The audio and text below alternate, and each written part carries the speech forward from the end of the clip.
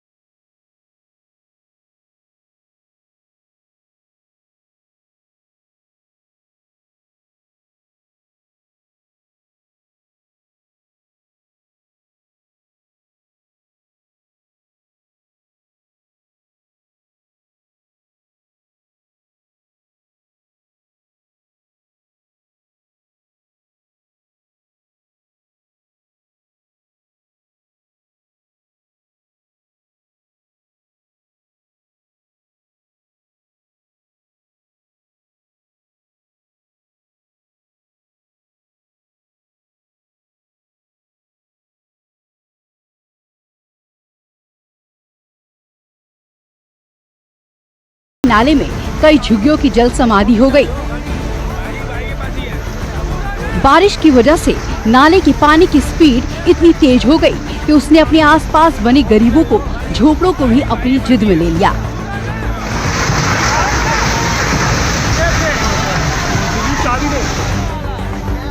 इस दौरान आसपास के लोगों ने झुग्गियों में रहने वाले लोगों को सावधान करने की कोशिश भी की, जिसकी वजह से घर गिर गए, लेकिन उसमें रहने वाले लोगों की जान बच गई। रविवार की सुबह इन गरीबों को बेघर कर गया। दिल्ली के अन्ना नगर की झुग्गियों का ये वही इलाका है जो WHO की इमारत जहाँ पर कंस्ट्रक्शन चल रहा था उसके ठीक पीछे जो पूरा हिस्सा था वो पूरा बह गया। आप ये देख सकते हैं कि देखिए अभी भी वहाँ पर रहकर जो वो मिट्टी है वो धंस रही है और यहाँ पर भी जिस तरफ ये मकान बने हुए थे इन लोगों के, यहाँ पर भी देखिए दरार लगातार आ रही है और यहाँ से लोगों को हटा दिया गया है। जितने भी लोग यहाँ पर मौजूद थे, पुलिस ने तमाम लोगों को साइड कर दिया है। फिलहाल यहाँ पर NDRF की टीम, DDM की टीम, फायर की टीम और पुलिस की टीम, तमाम टीमें मौजूद हैं और हालात का जायजा ले रही हैं। लेकिन इस पूरी घटना में राहत की बात यही कही जाएगी कि किसी भी तरीके की जनहानि नहीं हुई है, किसी की इस हादसे में कोई भी घायल नहीं हुआ और ना ही किसी की जान गई है। अब देखिए दिल्ली के मिंटो रोड की तस्वीरें। मिंटो ब्रिज के नीचे इतना पानी भर गया कि DTC की एक बस ही इसमें डूब गई। गनीमत रही कि बस में यात्री नहीं थे। बस ड्राइवर और कंडक्टर बस की छत पर चढ़ गए, जिसके बाद सीढ़ी लगाकर उन्हें निकाला गया।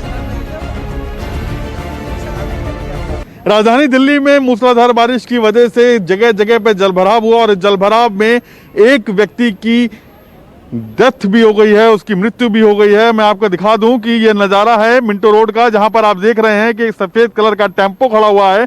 इस टेम्पो में एक ड्राइवर था जिसका नाम कुंदन बताया जा रहा है। ये गैस भरवा कर आया था और मिंटो रोड पर उसकी गाड़ी फंस गई, जिसके बाद पानी निकलने का इंतजार करता रहा, लेकिन पानी इतना ज़्यादा बढ़ गया कि पूरा टेम्पो डूबने लगा और इसकी वजह से उस ड्राइवर कुंदन की मृत्यु हो गई है। ऐसे बस वाला ऐसे ड्राइवर आया तो ऐसे उन्होंने बताया मुझे, तो एक डेड बॉडी तेरे जाके देख लो वहाँ पे। ये जो बस खड़ी हुई है ब्लू कलर की, इसकी छत पे कोई ड्राइवर बैठा हुआ था।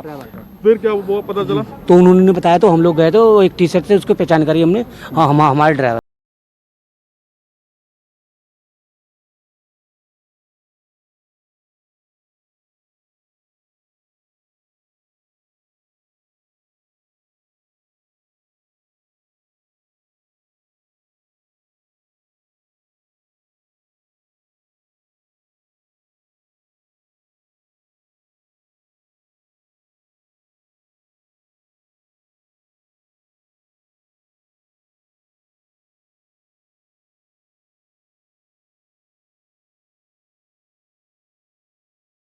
IP स्टेट इलाके में और यहाँ की तस्वीर आप देख रहे हैं, कितनी भयानक ये तस्वीर है। और इससे भी भयानक तस्वीर इस अंदर जो इलाका पड़ता है, ये अन्ना नगर इलाका है।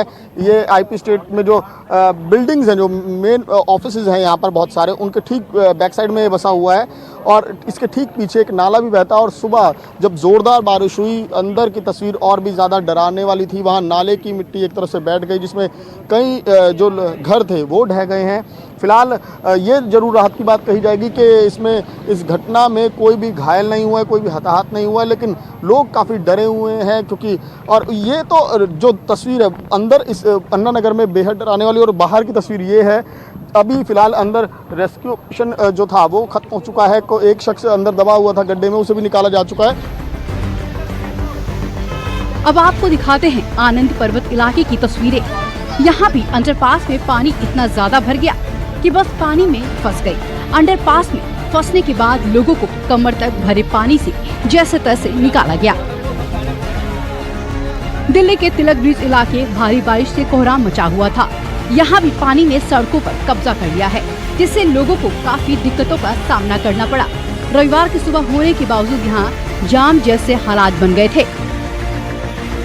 देश की राजधानी दिल्ली को शर्मसार करने वाली जो तस्वीर मिंटो ब्रिज से दिख रही है, वही तस्वीर लगभग दिल्ली के तिलक ब्रिज पर भी देखने को मिल रही है। ये आईटीओ का इलाका है, काफ़ी व्यस्त इलाका रहता है, जिसके आप देख सकते हैं। ये वहाँ की तस्वीर है किस तरीके से पूरे तिलक ब्रिज के एक साइड के नीचे, जो क्योंकि ये जो एक साइड की रोड है जो आईटीओ से लाल किले की तरफ से जो सुभाष मार्ग होते हुए मंडी हाउस की तरफ जाती है मेन रोड, वो देखिए उसका ये नज़ारा, उसका ये मंजर है किस तरीके से पानी भरा हुआ है। और इसमें भी दिक्कत जो ज़्यादा है वो ये है कि दो बसेस जो हैं डीटीसी की वो इसके दोनों तरफ ख़राब हो चुकी हैं, वहीं पर खड़ी हुई हैं और यहाँ लगातार पानी भर रहा है अभी भी पीछे से। और अभी फ़िलहाल राहत की बात यह है कि बारिश रुकी हुई है, लेकिन इसी तरह अगर बारिश दोबारा आई तो यहाँ पर भी वैसी ही तस्वीर देखने को मिल सकती है जैसी मिंटो ब्रिज पर है कि जिसमें आधी से ज़्यादा बस डूबी हुई है, क्योंकि लगातार यहाँ पर जो पानी है वो बढ़ रहा है। और अगर ऐसे में बारिश और बारिश तेज़ से आती है तो फिर से पानी ज़्यादा बढ़ेगा। लेकिन इसके दूसरी तरफ की जो सड़क है वो पूरी तरह से खाली है। दरअसल आज सुबह जब राजधानी के लोगों ने आंखें खोली तो हर तरफ पानी ही पानी दिखाई दे रहा था। जंतर मंतर से लेकर कीर्तिनगर, गोल मार्केट से लेकर रिंग रोड तक हर तरफ पानी ही पानी दिख रहा था। दिल्ली में हुई मूसलाधार बारिश ने सड़कों पे पूरी तरह से वाटर लॉगिंग कर दी है। इस समय हम खड़े हैं रिंग रोड से आईटीओ की तरफ जाने वाले रास्ते पर और हम आपको दिखाना चाहते हैं किस तरह से आप देख सकते हैं कि वाटर लॉगिंग हो रखा है। यहाँ पर पानी सड़क पर पूरी तरह से भर चुका है। ये आईटीओ के पास का नज़ारा है, रिंग रोड के पास का नज़ारा, रिंग रोड का नज़ारा है ये। और हम आपको अपने कैमरे के जरिए से दिखाने की कोशिश करेंगे कि जगह जगह पर पानी पूरी तरह से भर चुका है और जो निचले इलाके हैं दिल्ली के, वहाँ पर पानी घरों तक में घुस चुका है। तो दिल्ली में वाटर लॉगिंग की समस्या जब भी बारिश होती है, थोड़ी भी ज़्यादा बारिश हो जाए तो वाटर लॉगिंग ज़बरदस्त तरीके से हो जाती है। ये पोल खोलती है कि किस तरह से साफ सफाई नहीं है नालों की। अगर ये नाले साफ किए गए होते बारिश से पहले तो शायद इस तरीके का वाटर लॉगिंग ना हुई होती। और आपको दिल्ली के अलग अलग कई हिस्से में इस तरीके की समस्या है। कुल मिलाकर कुछ घंटों की बारिश ने दिल्ली शहर की ड्रेनेज सिस्टम की पोल खोल दी है। मौसम विभाग के अनुसार दिल्ली में आने वाले दिनों में भी बारिश की उम्मीद है। मतलब कुदरत का प्रहार दिल्ली के सिस्टम को खोखला साबित करती रहेगी। विमल कौशिक के साथ प्रशांत गुप्ता की रिपोर्ट, न्यूज़ 24। सदियों पुराना इंतजार खत्म, 3 साल में भव्य राम मंदिर से शुरू हो जाएगा, धन संग्रह हमारे हाथ में आ जाएगा तो हम ये काम 3 वर्ष में पूरा कर लेंगे। कोटि कोटि भक्तों की आस को नया विश्वास मिल गया। अयोध्या में श्री राम जन्मभूमि तीर्थ क्षेत्र ट्रस्ट की बैठक में राम के भव्य मंदिर के शिलान्यास की तारीख तय हो गई। बैठक में ट्रस्ट के सभी 15 सदस्य मौजूद रहे। इस बैठक में उन तमाम सवालों के जवाब मिल गए जो भक्तों के मन में सालों से उठ रहे थे। सबसे बड़ा सवाल ये कि कब तक बन जाएगा राम मंदिर। चंदा इकट्ठा होने और तैयारियों के बाद 3 साल में मंदिर तैयार होगा। 2024 से पहले राम मंदिर बना दिया जाएगा। कितने दिन में बन जाएगा? तो जब सारी परिस्थितियां, धन संग्रह और बाकी की ड्राइंग तैयार हो जाएंगी, तब से हम ये मानते हैं कि 3 से साढ़े 3 साल, ये हम अधिकतम बोल रहे हैं, अधिकतम बोल रहे हैं। आपने सुना होगा सरकार भी बड़ी कैलकुलेशन करती है और वो गड़बड़ा जाता है।